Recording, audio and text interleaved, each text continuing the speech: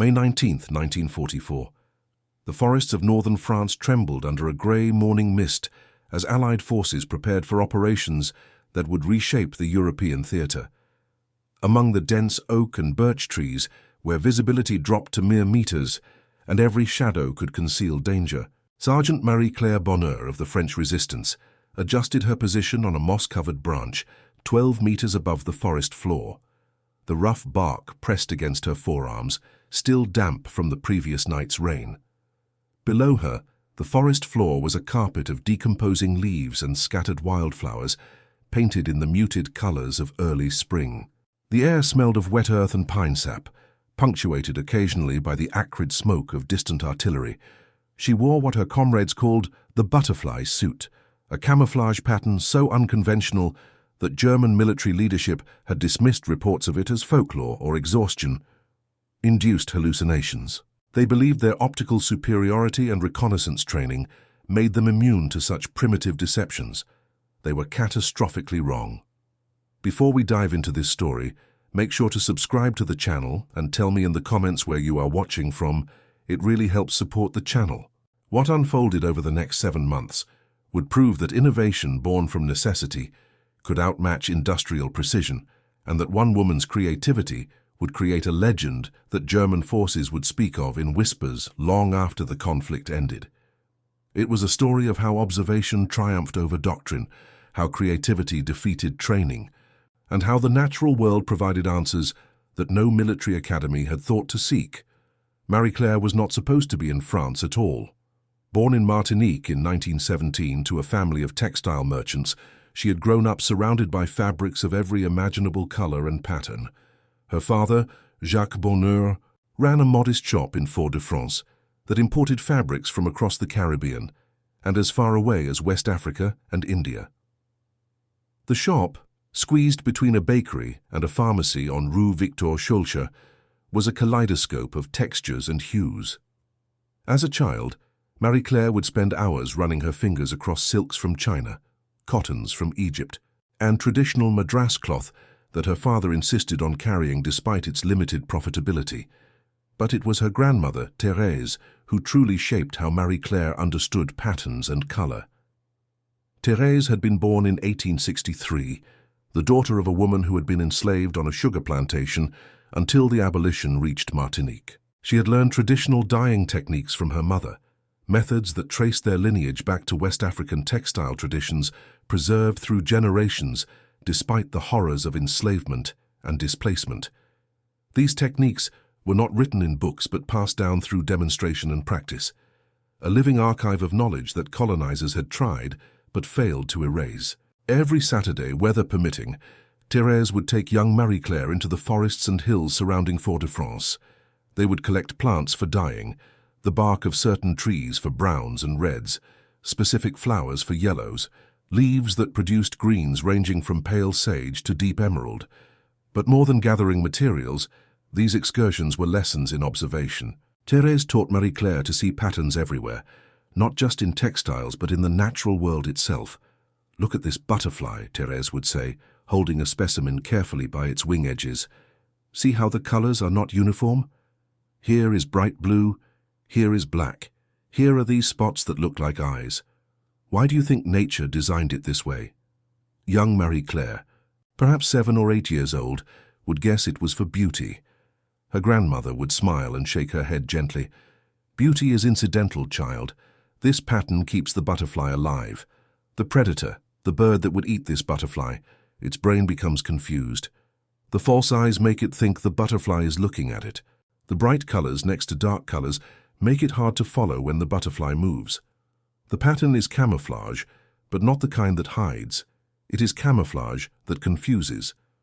This lesson, repeated in various forms across years of Saturday excursions, planted seeds in Marie-Claire's mind that would not fully germinate until decades later, under circumstances her grandmother could never have imagined. Thérèse was teaching her granddaughter about disruption patterns and visual confusion, concepts that would not be formalized in military or scientific literature until much later. She was teaching from tradition, from observation, from knowledge that had survived slavery and colonialism because it was too fundamental and too useful, to be completely erased. Marie-Claire proved to be an exceptional student, both in her grandmother's informal woodland classroom and in the French colonial school she attended in Fort-de-France. By age 12, she could identify dozens of plant species by sight and knew which ones produced which dyes and through what process. By 14, she had begun experimenting with combining different natural dyes to create colors that were not traditionally part of the local palette. Her father, recognizing her talent, began giving her small projects in the shop, recommending fabric combinations for customers, creating sample dye lots for new products, eventually helping design patterns for the shop's custom textile orders. But Marie-Claire also excelled academically in ways that exceeded the usual expectations for a young black woman in colonial Martinique in the 1920s and 30s. She devoured books whenever she could find them, particularly anything related to art, design, or natural history. The French colonial education system, for all its racism and cultural imperialism, did maintain reasonably good schools in Martinique, at least for those families who could afford to prioritize education over immediate economic necessity. The Bonheur family, while not wealthy, valued education enormously and made sacrifices to ensure Marie-Claire could continue her studies. By 1935, at age 18, Marie-Claire had won a scholarship to study in Paris. The scholarship was small, barely enough to cover basic expenses, but her parents supplemented it with funds they could barely spare, and Marie-Claire herself took on part-time work as soon as she arrived in the French capital. She enrolled at the École des Beaux-Arts, studying textile design with a focus that would eventually become her thesis project: the application of natural patterns, particularly those found in butterfly wings, to fabric design. Paris, in the late 1930s, was a city of contradictions. It was the cultural capital of Europe, full of artists and intellectuals and revolutionary ideas. It was also a city with deeply embedded racism, where black students and immigrants faced constant discrimination, where opportunities were stratified by color as rigidly as by class. Marie-Claire navigated this environment with a combination of exceptional talent, stubborn persistence, and strategic maneuvering. She learned which professors would judge her fairly and which would dismiss her work regardless of its quality. She built relationships with fellow students who valued ability over appearance, while avoiding those who would never see past her skin color. Her thesis project, which she began developing in earnest in 1938, combined her grandmother's traditional knowledge with modern scientific understanding of visual perception. Marie-Claire had access to the university library, where she read everything she could find about how human vision worked, how the eye and brain collaborated to process visual information, and how animal coloration evolved to exploit the limits of predator vision. She photographed hundreds of butterfly species, both from specimen collections and from live examples she found or raised herself. She documented their wing patterns meticulously, noting how colors were distributed, how patterns related to the butterfly's typical habitat, and how different species used different strategies to avoid predation. What emerged from this research was a radical theory. Most people, including most of her professors, thought of camouflage as mimicry. An animal that wanted to avoid predators should look like its environment: green in forests, brown in deserts, white in snow. But Marie-Claire's research suggested a more complex reality. Many of the most successful prey species did not try to match their environments at all. Instead, they used patterns that confused predator vision, making it difficult to track the prey's movement or even to perceive it as a coherent object. She illustrated this principle with an example that would appear in her thesis. Take a butterfly with bright blue patches on otherwise brown wings. In flight, when the wings move rapidly, the blue patches appear and disappear, creating a strobing effect that makes it very difficult for a pursuing bird to maintain visual tracking. The butterfly is not invisible, but it is hard to follow. Similarly, butterflies with false eye spots, patterns that looked like eyes but were positioned on the wings rather than the head, confused predators who relied on targeting the actual head of their prey. The predator would strike at the false eyes, missing the butterfly's vital areas and often allowing it to escape despite being technically captured.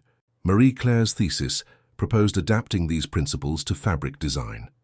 She imagined clothing that did not try to match any particular environment, but instead used contrasting colors and disruptive patterns to make the wearer difficult to track visually. She created several prototype fabric designs, hand-dyeing samples that incorporated the principles she had identified. Her professors found the work interesting from an artistic standpoint, but impractical for commercial application. Who would wear such visually chaotic clothing, they asked. It was innovative, certainly, but innovation without market applicability was merely academic exercise. Marie Claire completed her thesis in June of 1939, receiving respectable grades and polite acknowledgement of her work's originality. She had hoped to continue her research, perhaps pursue a doctorate, but the outbreak of conflict in September of that year dramatically altered those plans. As German forces began their expansion across Europe, as war became not a possibility but a certainty, Marie Claire had to make hard decisions about her future. She could return to Martinique, where she would be relatively safe from the European conflict. Her parents urged her to do this, writing letters that expressed both love and fear for her safety. But Marie Claire had built a life in Paris. She had friends, connections, and professional prospects that would disappear if she left.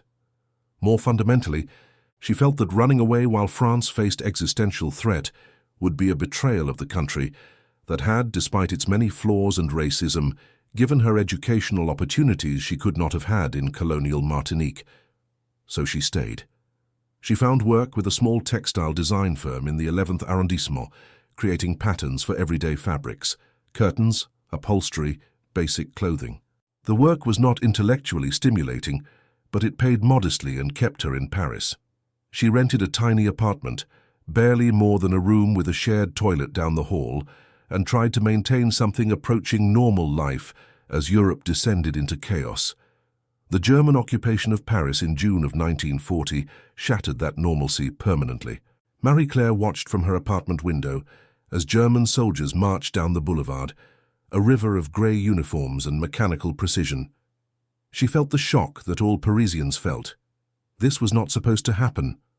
France had been defeated, impossibly quickly, and now the enemy was here in the city itself, occupying buildings and streets and institutions. The occupation brought new and terrible dimensions to the racism Marie Claire had always faced. German racial ideology made her not just inferior, but dangerous, a contamination to be controlled and eventually eliminated. She could not work for the textile firm anymore. German regulations prohibited it. She could not move freely. Curfews and travel restrictions targeted people like her specifically. She could not even walk down certain streets without risk of harassment or arrest. It was in this context, facing both occupying forces that wanted her dead and a French population that was often passively complicit or actively collaborative, that Marie Claire made the decision that would define the rest of her life. She joined the resistance. The path to that decision was not instantaneous or dramatic.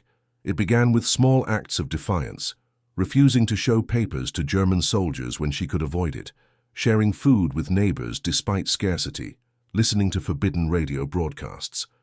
But in the fall of 1940, Marie Claire was approached by a woman named Simone Leclerc, who worked in the same apartment building.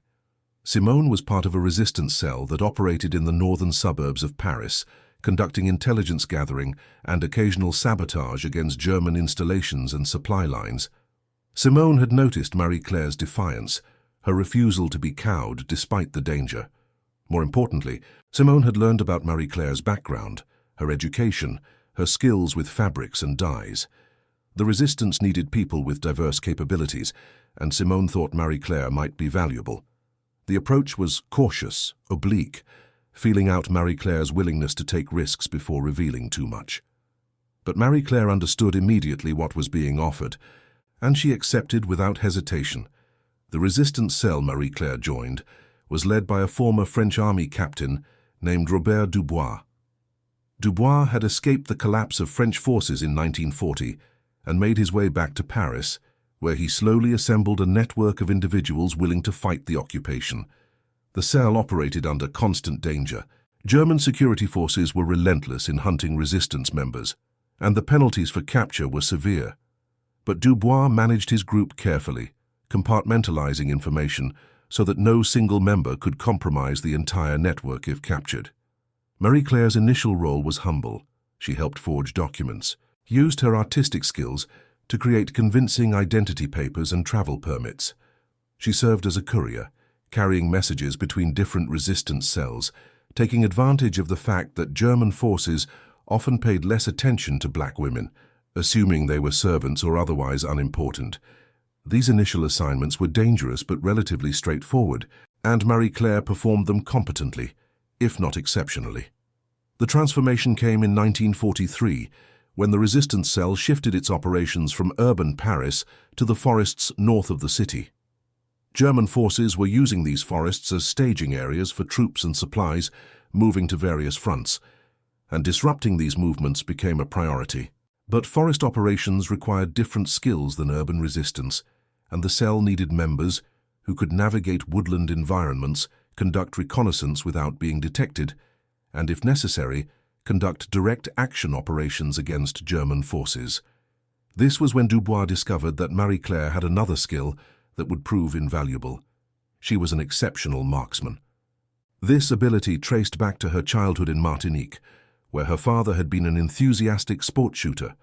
Jacques Bonheur had taught his daughter to shoot when she was 12, taking her to informal ranges in the countryside outside Fort-de-France.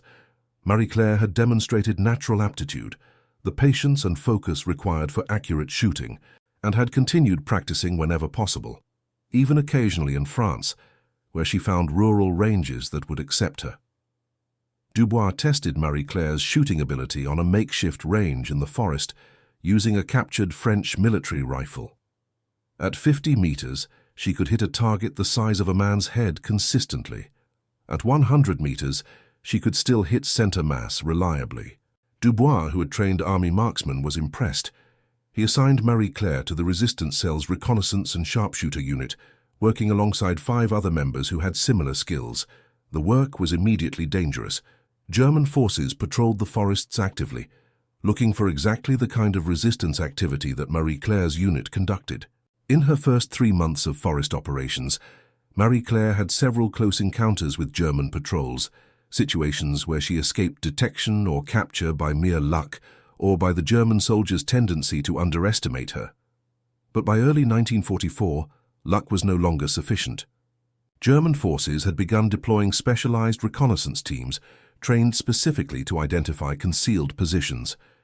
These teams used systematic visual scanning techniques developed by military training programs, methods designed to defeat conventional camouflage. Between January and March of 1944, the resistance lost multiple observers and snipers to these teams. Each loss was devastating, not just for the operational setback, but because these were friends, comrades, people Marie-Claire knew personally. The crisis came to a head in late March during an operation near the town of Senlis. A resistance sniper named Jean Moreau, one of the most experienced members of Dubois' cell, had been positioned to observe German troop movements along a forest road. Moreau was using standard concealment techniques, a position in dense undergrowth, fabric treated with natural dyes to blend with vegetation, careful movement discipline. But a German reconnaissance team identified his position within hours. Moreau was captured alive and, according to later reports, provided information under duress that compromised several safe houses before he was executed. The cell was devastated. Moreau had been not just skilled but beloved, a man who had risked everything and lost. His capture and execution forced Dubois to call an emergency meeting of all cell members. They gathered in a farmhouse basement outside Compiègne on April 2nd, 1944. The mood was grim, bordering on hopeless. Dubois explained that their conventional tactics were failing against the new German reconnaissance doctrine. They needed something completely different, something the German forces had no training to counter, or they needed to abandon forest operations entirely. The meeting lasted hours, with various proposals being discussed and rejected. Better camouflage using the same principles would not work. The German teams were specifically trained to defeat those principles. More careful movement discipline might help, but could not solve the fundamental problem of visual detection. Operating at night reduced visibility, but also limited what the resistance could observe and accomplish. The discussion was circular, revisiting the same ideas without finding solutions. Marie-Claire sat quietly through most of this debate, listening and thinking. She had brought a small notebook with her, the one where she kept sketches and notes from her pre-war research on butterfly wing patterns. As the meeting dragged on without resolution, she began reviewing these notes, half-consciously letting her mind wander over old problems and solutions from a different time. Suddenly, a connection formed. The German reconnaissance teams were trained to look for specific visual signatures, straight lines, unnatural symmetry, movement patterns inconsistent with wind or animal activity, shadows that did not match the time of day or light direction. Conventional camouflage tried to present alternative signatures that matched the environment. But what if, instead of presenting an alternative signature, they presented no coherent signature at all?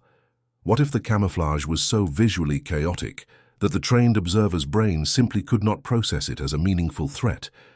Marie-Claire raised her hand, interrupting a discussion about whether they should attempt to infiltrate the German training program to learn their reconnaissance techniques. Dubois, somewhat surprised since Marie-Claire had been silent all evening, asked her to speak. She stood, gathering her thoughts, aware that what she was about to propose would sound absurd to people trained in conventional military thinking. She explained her pre-war research on butterfly wing patterns, how these patterns did not hide the butterfly, but rather confused predator vision. She described how contrasting colors, false eye spots, and asymmetric patterns could make it difficult for an observer to perceive a coherent form or track movement effectively. Then she proposed adapting these principles to create a new type of camouflage suit, not one that tried to match the forest environment, but one that presented such visual chaos that the German reconnaissance team's systematic scanning techniques would fail. The suit would use multiple contrasting colors, asymmetric patterns, and deliberate violations of the visual principles that German troops were trained to look for. The room was silent when she finished. Several of the other resistance members looked skeptical or confused. One, a former military officer named Laurent, objected that camouflage was supposed to make you blend in, not stand out. Making yourself more visible could not possibly make you more hidden. But Dubois, who had more experience with different military doctrines and tactics, saw the potential. He asked Marie-Claire if she could create a prototype of this suit. She said yes, given a few weeks and access to fabric and dyes. Dubois authorized the project, overruling Laurent's continued objections. They had nothing to lose, Dubois said. Their conventional approaches were failing. If Marie-Claire's idea did not work, they would be no worse off than they already were. Marie-Claire spent the next 3 weeks in an abandoned textile workshop in the suburbs, a building the resistance had been using for various covert purposes. She had access to fabric scraps, leftover dyes, and her grandmother's traditional knowledge of how to create colors from natural materials. She worked long hours, often through the night, experimenting with different color combinations and pattern arrangements.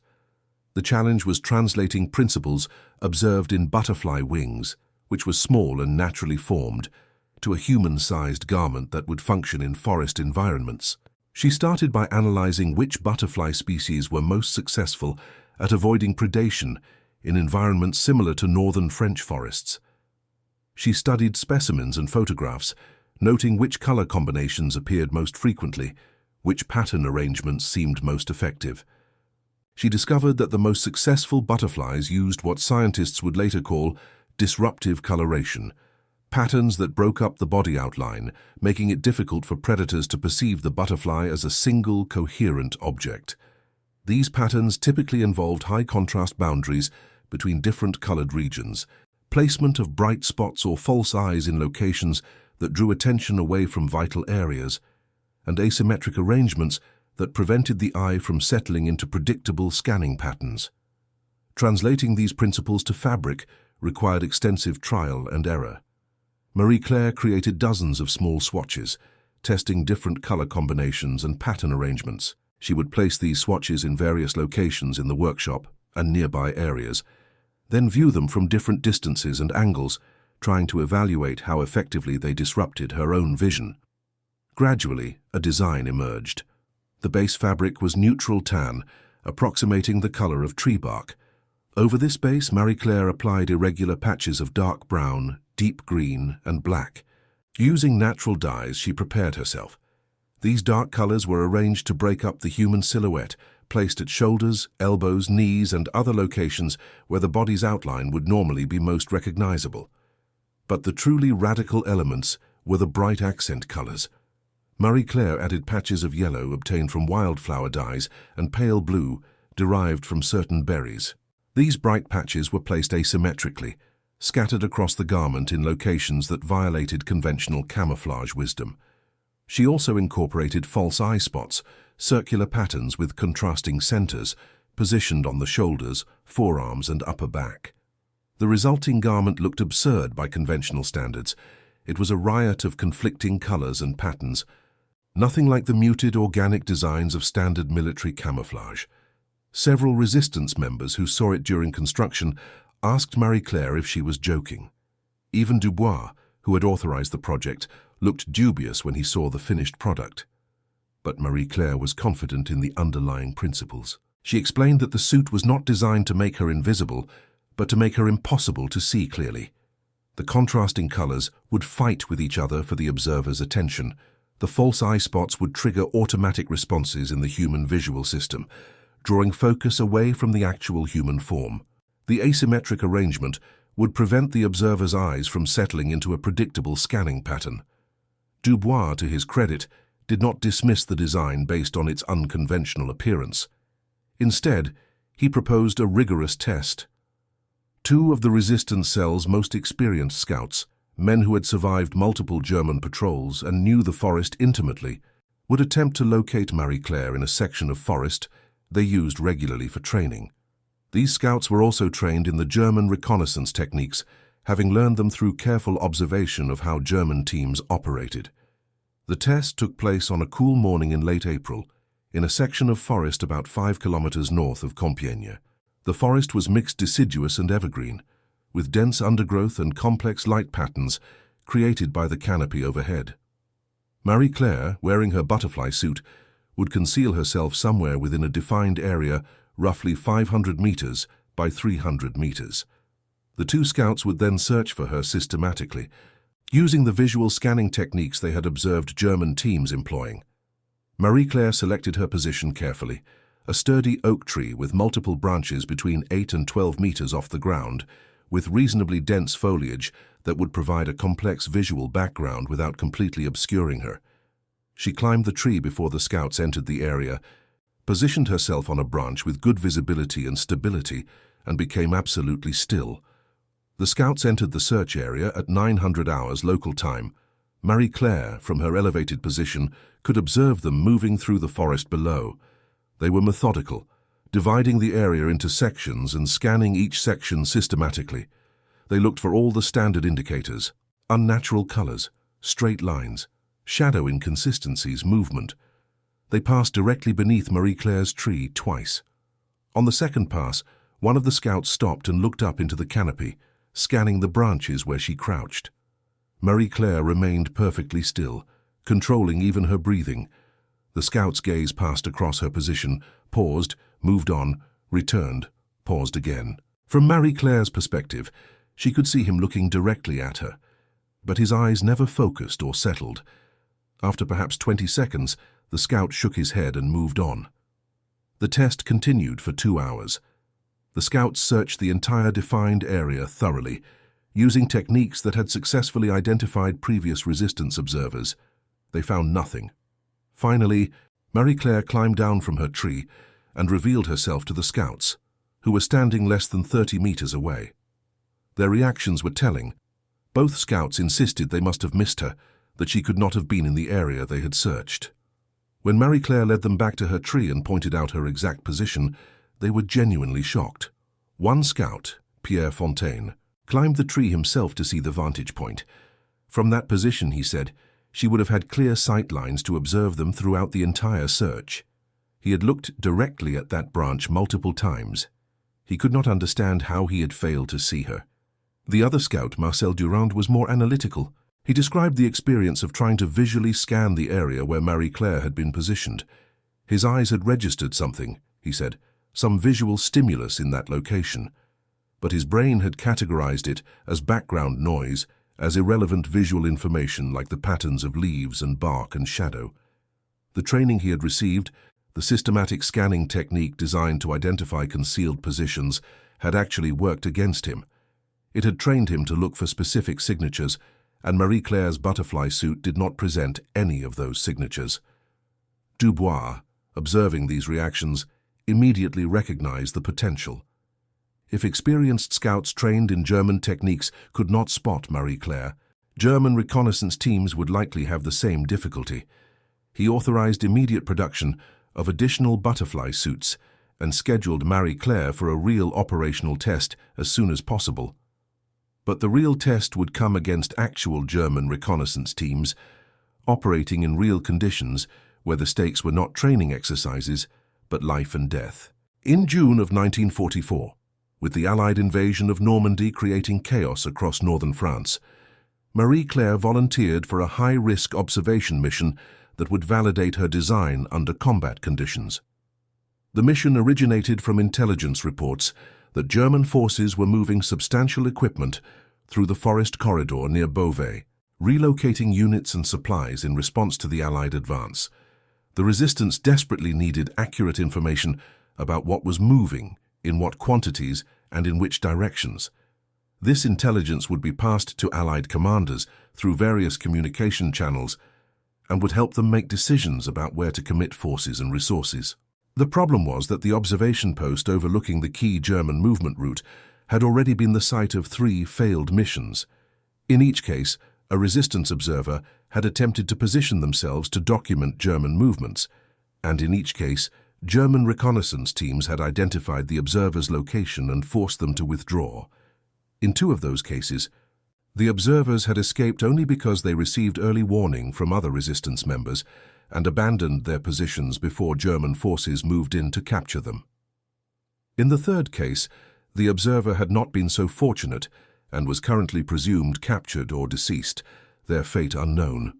The mission briefing took place on June 6, 1944, the same day Allied forces were landing in Normandy, though the resistance cell would not learn of the invasion until later that day. Dubois explained the mission parameters to Marie-Claire in a safe house outside Beauvais. The observation post would be a cluster of oak trees overlooking the main forest road used by German convoys. The position offered excellent visibility, but was also exposed, within rifle range of the road and easily accessible to German patrols.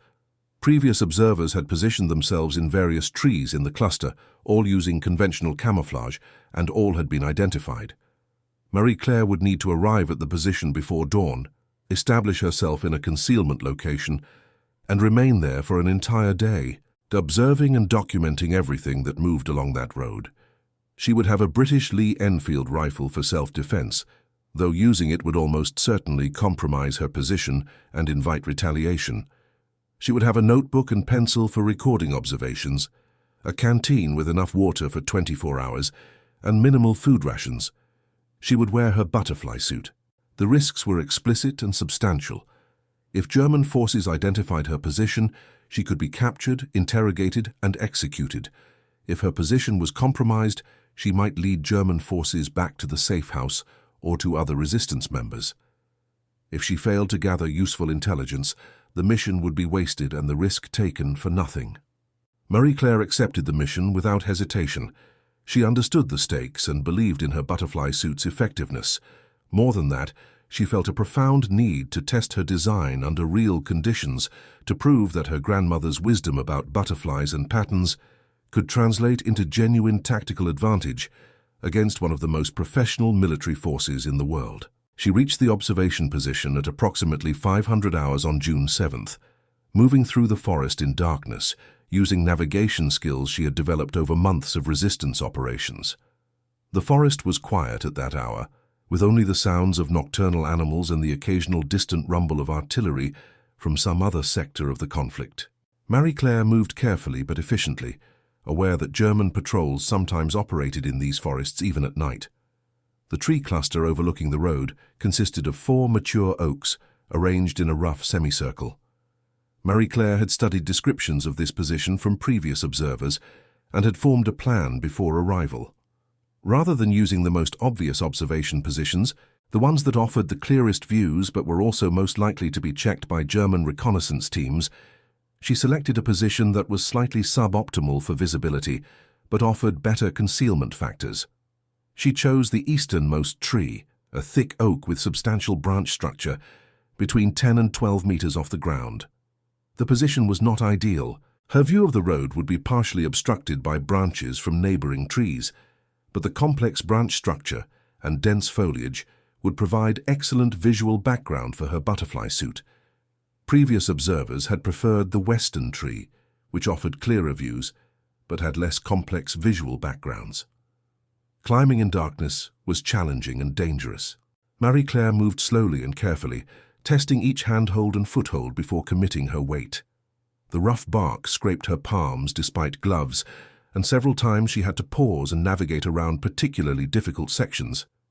By the time she reached her selected position, a substantial branch with good width for sitting and adequate smaller branches for hand support, the sky was beginning to lighten in the east. She positioned herself on the branch, arranging her equipment for easy access. The rifle she positioned along the branch where she could reach it quickly, but where it would not interfere with her balance or visibility. The notebook and pencil went into a pocket, where she could extract them without excessive movement. The canteen she placed carefully in another pocket, aware that the sound of water sloshing could potentially give away her position. As dawn broke fully, Marie-Claire had her first clear view of her surroundings and the road below. The road was well maintained by German standards, wide enough for large military vehicles, and recently graded to remove obstacles and improve drainage. Trees had been cut back from the road edges to reduce concealment opportunities for potential ambushes, creating clear zones of visibility on both sides. From her position, approximately 60 meters from the road, Marie-Claire had a reasonable view of a section perhaps 100 meters long, sufficient to identify vehicles and count personnel, even if she could not observe fine details. The first German movement came at approximately 700 hours, a single motorcycle with sidecar, moving south along the road at moderate speed. 2 German soldiers, both alert, both scanning the forest on either side of the road. Marie-Claire remained absolutely still as they passed, barely breathing, watching them through a narrow gap in the foliage. Neither soldier showed any sign of noticing her position.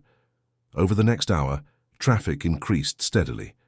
Trucks began moving along the road, most carrying supplies, but some carrying troops. Marie-Claire documented each vehicle in her notebook, using a simple shorthand she had developed. By 900 hours, she had logged 23 vehicles of various types, ranging from light trucks to heavy transport vehicles pulling trailers. At 1000 hours, the situation became significantly more complicated. A small patrol of German soldiers entered the forest, moving deliberately through the trees in a pattern Marie-Claire immediately recognized as reconnaissance sweep. This was not a casual patrol, but a dedicated search, and the soldiers were using systematic techniques, the same techniques that had identified previous resistance observers in this location. The patrol consisted of 4 soldiers, all clearly experienced, all moving with the careful precision of trained troops operating in potentially hostile terrain. They spread out in a line formation, approximately 20 meters between each soldier, and began moving through the forest parallel to the road. Their vector would bring them directly through the tree cluster where Marie-Claire was positioned. This was the critical test. Marie-Claire controlled her breathing, forced her heart rate to slow through conscious effort, and became absolutely still. She had positioned herself to be difficult to spot, but now trained German soldiers were conducting exactly the kind of search that had previously identified resistance observers. If her butterfly suit failed, if the pattern did not confuse their visual scanning, she would be discovered with no avenue for escape. Word of her success spread quickly through the resistance network. D'Herbois immediately authorized the production of additional butterfly suits. Marie-Claire trained other operatives in how to construct and use them, sharing her knowledge of color theory and pattern disruption. By July, 7 resistance snipers and observers operated with butterfly camouflage across northern France. The German forces' response to this new threat revealed both their tactical sophistication and their blind spots. After several incidents where sentries reported seeing something in the trees but being unable to identify what it was, German military leadership ordered an investigation. Reports from different units described similar phenomena, visual disturbances in the forest, shapes that appeared and disappeared, an increasing sense among troops that they were being watched by something they could not see. Lieutenant Klaus Weber, a German officer responsible for security along the supply routes, compiled these reports in late July. His analysis, preserved in captured documents after the war, made for fascinating reading. Weber noted that whatever was creating these sightings did not match the profile of conventional enemy observers. The visual signatures were all wrong. He theorized that either the resistance had developed some new technology, which seemed unlikely given their limited resources, or they were exploiting some natural phenomenon that German doctrine had not accounted for. Weber's conclusion was remarkably close to the truth. He wrote that the human visual system had evolved to recognize certain patterns as threats, particularly the regular shapes and movements associated with other humans. If an enemy could somehow present a visual stimulus that did not trigger these recognition patterns, they could theoretically operate with impunity. He recommended developing new observation training that did not rely solely on pattern recognition. His recommendations were filed and never implemented. The German military leadership, facing Allied advances on multiple fronts, had more pressing concerns than reports of visual anomalies in French forests. Meanwhile, Marie-Claire continued her work. Between June and September of 1944, she personally conducted 37 observation missions and 7 direct action operations. Her success rate was unprecedented. She was never identified or compromised by German forces, despite operating sometimes within 50 meters of enemy positions. Her closest call came in August during an operation near Amiens. German forces had established a supply depot in a converted farm, and the resistance needed detailed information about its defensive arrangements. Marie-Claire spent 2 days in a concealed position at the edge of the farm's orchard, wearing her butterfly suit and documenting sentry patterns, vehicle movements, and supply deliveries. On the second evening, a German guard dog, a trained shepherd used for patrol and sentry duty, detected her presence. Dogs, Marie-Claire had learned, were not fooled by visual camouflage. They relied on scent, and no amount of pattern disruption could defeat a canine nose. The dog began barking and pulling toward Marie-Claire's position. Its handler, a young soldier named Ernst Hoffmann, followed the dog's lead, his weapon ready. Marie-Claire had only seconds to decide. Engaging would compromise the entire operation and likely get her captured or worse. But remaining motionless might still work if Hoffmann's visual training was similar to other German troops she had observed. She chose to remain absolutely still. The dog reached the base of her tree and continued barking upward. Hoffmann followed, peering up into the branches where Marie-Claire crouched in plain sight, less than 8 meters above him. He looked directly at her for what felt like an eternity, but was probably 15 seconds. Then he pulled the dog away, scolding it for barking at shadows and birds. In the gathering twilight, with Marie-Claire's butterfly suit creating visual chaos against the tree bark and foliage, Hoffmann's brain simply refused to recognize what his eyes were seeing.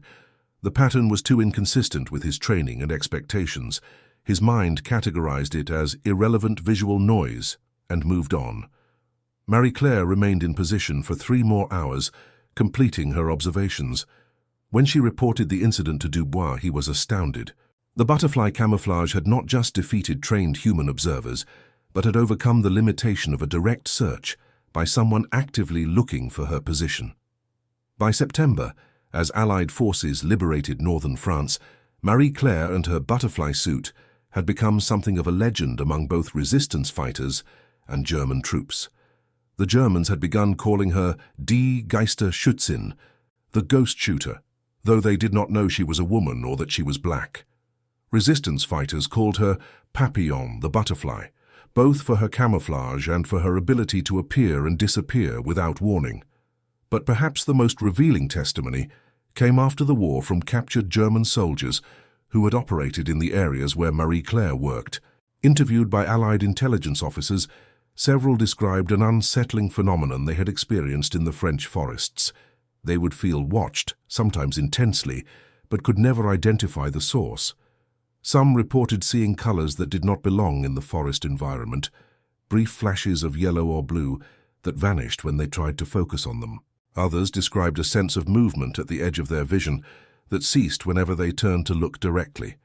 One soldier, a veteran reconnaissance specialist named Otto Kraus, provided particularly detailed testimony. He had been trained at the German military's elite scout school and had served in forest environments from Poland to France. He described encountering what he believed was the ghost shooter phenomenon on 3 separate occasions near Beauvais in August of 1944. Each time, Kraus said, he had the unmistakable feeling of being observed. He would scan the environment using his training, looking for the standard indicators of concealed positions. He found nothing, yet the feeling persisted. On the second occasion, he claimed he looked directly at a tree where he later believed the observer had been positioned. He saw something, he said, but his mind could not make sense of it.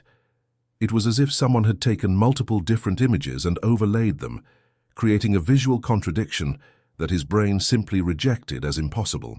What made Kraus's testimony particularly valuable was his professional analysis of why the camouflage worked. Standard military camouflage, he explained, operated on the principle of mimicry. You tried to look like your environment. But the ghost shooter's camouflage seemed to operate on a different principle entirely. It did not try to look like the forest. Instead, it created such visual confusion that the observer's brain categorized it as background noise rather than as a potential threat. It was, Kraus concluded, more sophisticated than anything German military research had developed.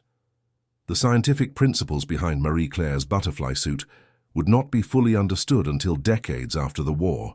Research into human visual perception, particularly work on how the brain processes and categorizes visual information, revealed that Marie Claire had stumbled upon, or perhaps intuited, something profound about how we see the world.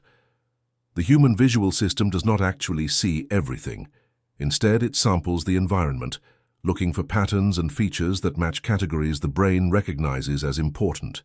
Faces, for instance, are recognized through a specialized neural pathway that activates when we see the specific pattern of 2 eyes above a nose, above a mouth. Similarly, we recognize human forms through patterns of symmetry and proportion that evolution has trained us to identify. Camouflage works by disrupting these recognition patterns, but most camouflage still operates within the same visual framework.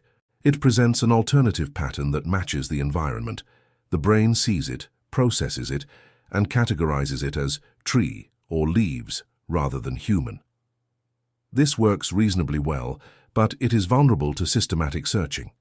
If an observer looks carefully enough, they can distinguish the camouflage pattern from the actual environmental patterns it is mimicking.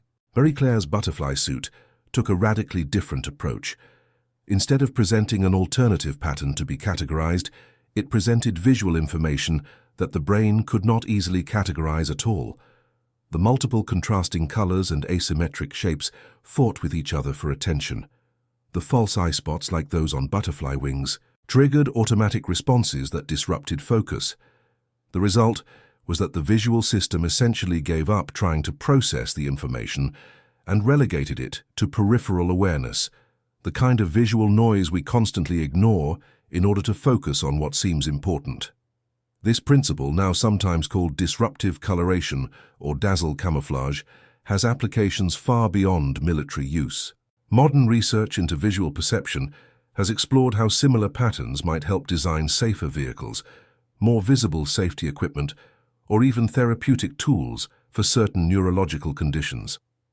But in 1944, in the forests of northern France, it was simply Marie Claire's brilliant solution to an immediate tactical problem. As Allied forces pushed eastward in the fall of 1944, Marie Claire's role evolved. She began training other resistance fighters and even some Allied Special Forces personnel in the principles of butterfly camouflage.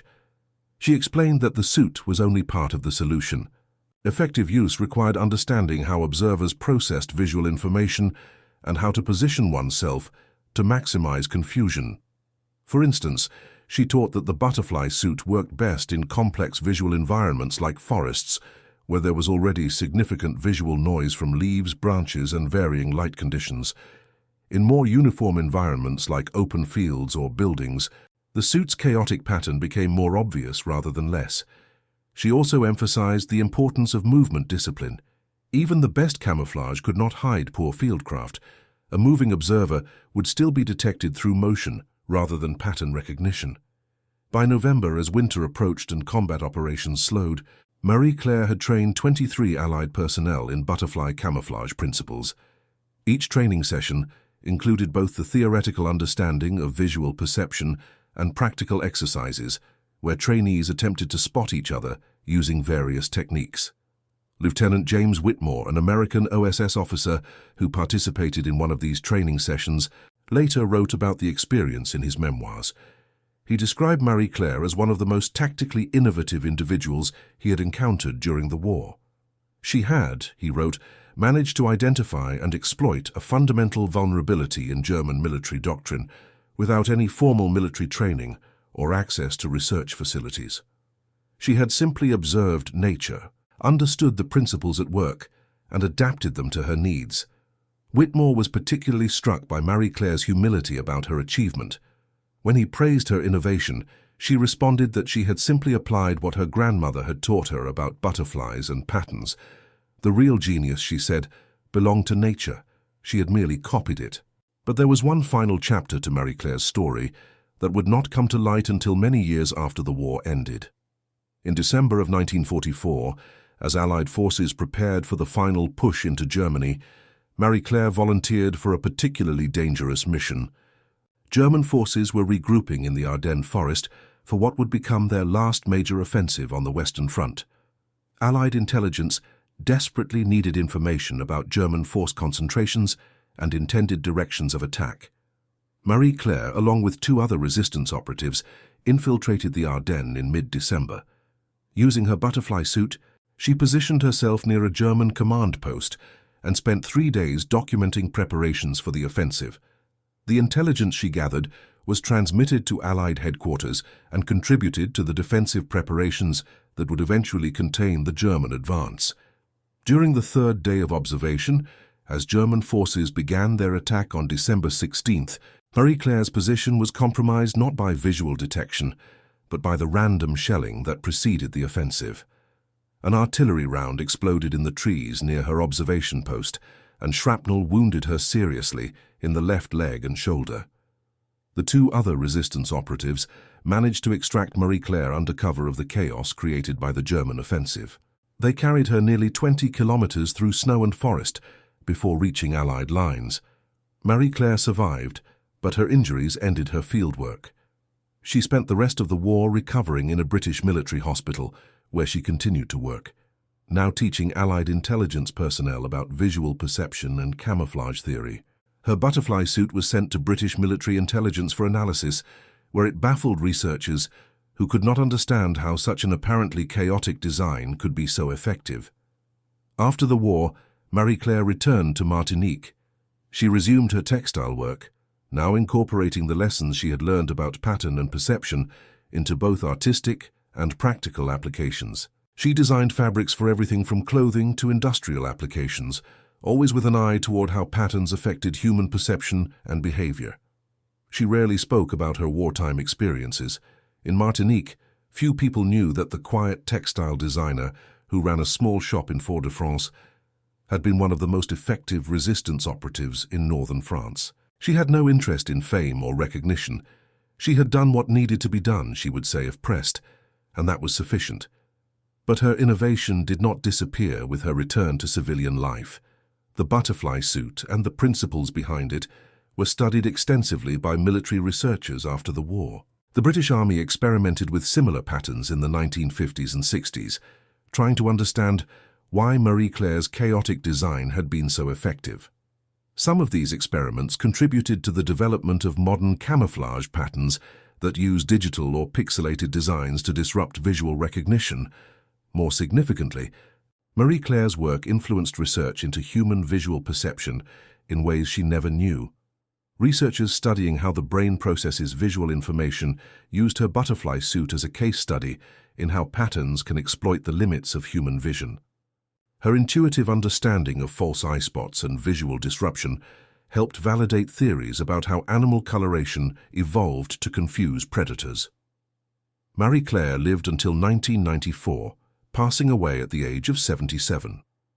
In her final years, as researchers began documenting the contributions of women and people of color to the resistance, a few historians tracked her down and recorded her story. She gave several interviews, always emphasizing that her contribution was small compared to those who had given their lives. She had simply used the skills she possessed, skills that happened to be useful in that particular time and place. One of these historians, a French researcher named Sophie Laurent, asked Marie-Claire what she thought was the most important lesson from her experience. Marie-Claire's answer was characteristically humble but profound. She said that the war had taught her that solutions to difficult problems often came from unexpected places and unexpected people. The German forces had all the resources and training in the world, yet they were defeated by a textile designer from Martinique who remembered what her grandmother had taught her about butterflies. Laurent asked a follow-up question. Did Marie-Claire think her success was partly because the German forces had underestimated her due to her gender and race? Marie-Claire smiled and said that their underestimation was indeed part of her camouflage, perhaps even more effective than the butterfly suit. Their assumptions about who could be dangerous and who could be innovative had blinded them more thoroughly than any pattern of fabric ever could. After her death, Marie-Claire's story gradually became better known, though it never achieved the fame of some other resistance figures.